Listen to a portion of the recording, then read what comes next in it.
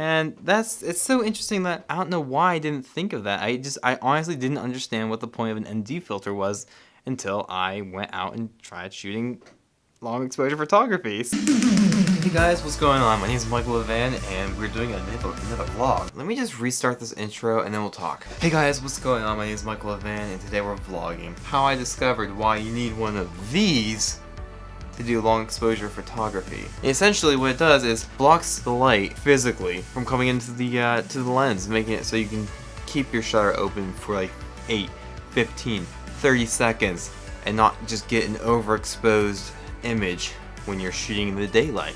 Because if you shoot that long during the daylight, you're just going to get a blown out image that's white and crazy and just doesn't work. But before we go out, it's 6:20 right now? 6:32, geez, it's already been 10 minutes. 6:20 right now. I'm gonna get a shower, get changed. Sorry, I'm showing myself like this. It's nice red pajamas, red bed, red curtain, red table. Red's my favorite color. Did I say table? I meant red chair.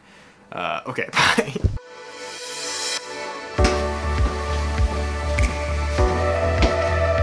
Alright, let's go.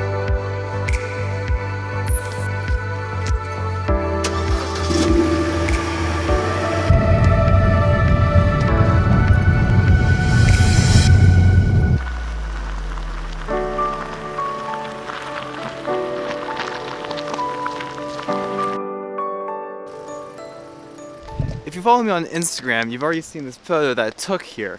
If you don't follow me on Instagram, then you might want to, because I post a photo every day. Coming back here to shoot the photo that I wanted to take. If you didn't see the post on Instagram, here's the photo that I did take. And this is the photo that I wanted to take. And now that we talked about earlier, you see how it's overexposed? Because I could not get my camera dark enough to compensate for all the light. And that's what the ND filter's for. Okay, so the water's moving. I'm trying to figure out what shot I want to get, and for this to really work, I want a lot of movement, because with a long shutter, the movement kind of gets blended, or so I think. By the way, just to preface this video, this is the first time I'm really experimenting with long exposure photography, and this is kind of what you have to do. You have to come out, kind of experiment with it, and see what happens. So I'm super excited, but honestly, I'm not sure if this video will be a success, because if the photos don't turn out well, then well, it's still a success, because we're learning. That's all the important thing is. Alright, let's go.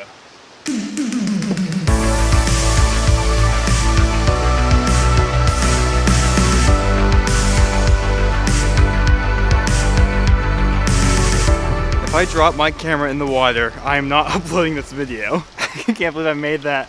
Okay. Honestly, if I do drop my camera in the water, I'm still uploading the video, so you'll never know if I dropped it or not. Well, I guess that's the point of not uploading the video then too, wouldn't it? Anyways, let's keep going. Alright, so we're gonna start here. There's a nice little, what do you want to call this, little rift, little draft, little, what's it called? I don't know river terminology, but that's okay. We're gonna start here, and it's gonna get progressively more intense. The vlog's gonna get more intense too. Oh my gosh, it's intense!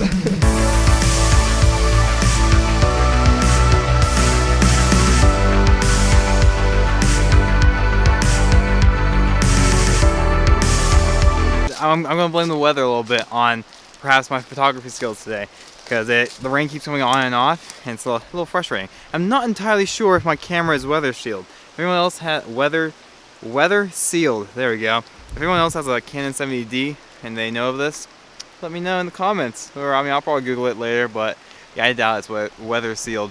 And there's there's water all over it. So let's hope I don't bust the camera.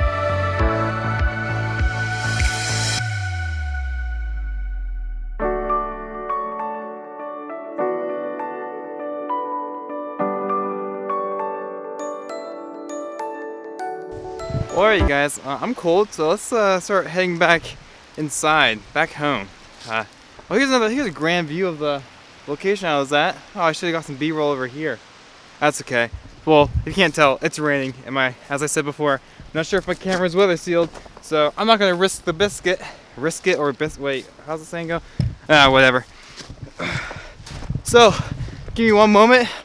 Back in the office, see you there. I'm gonna meet you there. Who's gonna win? I'm gonna beat you. Let's go. Let's go. Ah! And we're back, nice and warm, out from the cold.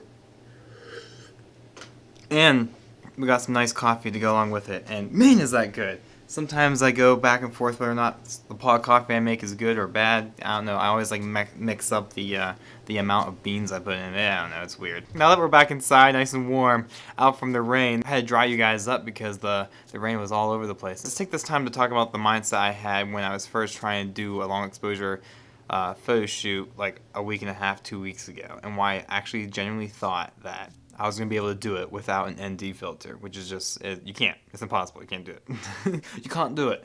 So this is what happened. I go out, take my camera, and what I'm thinking is, you can only get your picture so bright. You can only jack the ISO up so high because there's a limit in your camera. You can only increase the size of your aperture, the hole, the aperture. The lower the number, the bigger the hole. So with my 50 millimeter, I have an f1.8. That's a bigger hole than this lens, which is the biggest it can go, is a 4.5. With a 1.8, the aperture is much larger and can let a lot of light in, and also gives you a very shallow depth of field.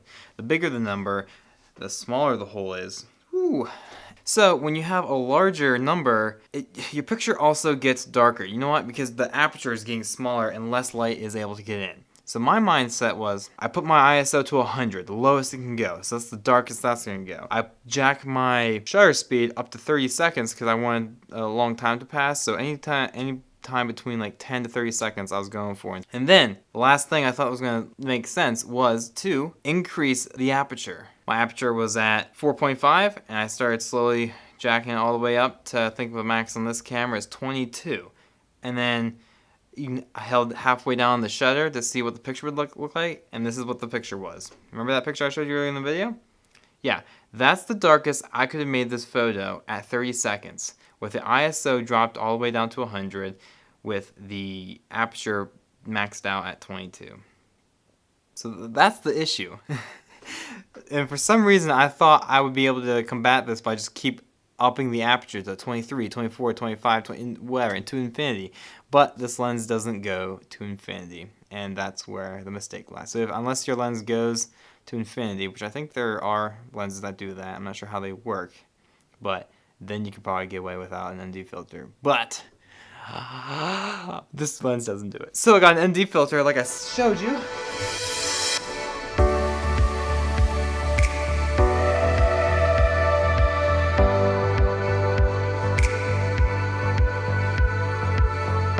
So I got this ND filter like I showed you, and that's what the thing is about if you didn't already understand the concept. And like I said, it's just sunglasses for your lens. That's how I should have opened this scene.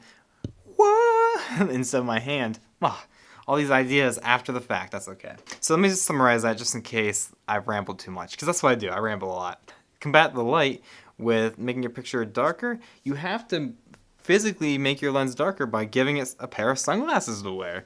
And it's so interesting that I don't know why I didn't think of that. I honestly didn't understand what the point of an ND filter was until I went out and tried shooting long exposure photography. So if you don't get an ND filter and you don't believe me that you need this for a daylight long exposure, then yeah, go ahead, try it, and and when it doesn't work, then look into ND filters on Amazon. I think this is like 25 bucks, and it's pretty cool.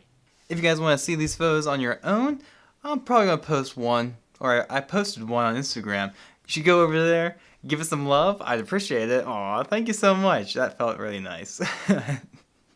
Thank you so much for watching this video. I hope you enjoyed it. I hope it was kind of educational or informative. I tried to mix a good vlog and kind of like a personal learning experience into one. And so, if I succeeded, consider hitting that like button, sharing this video with a friend, a fellow photographer. If you know anyone who's into photography and wants to start doing long exposure photography, then show this video to them.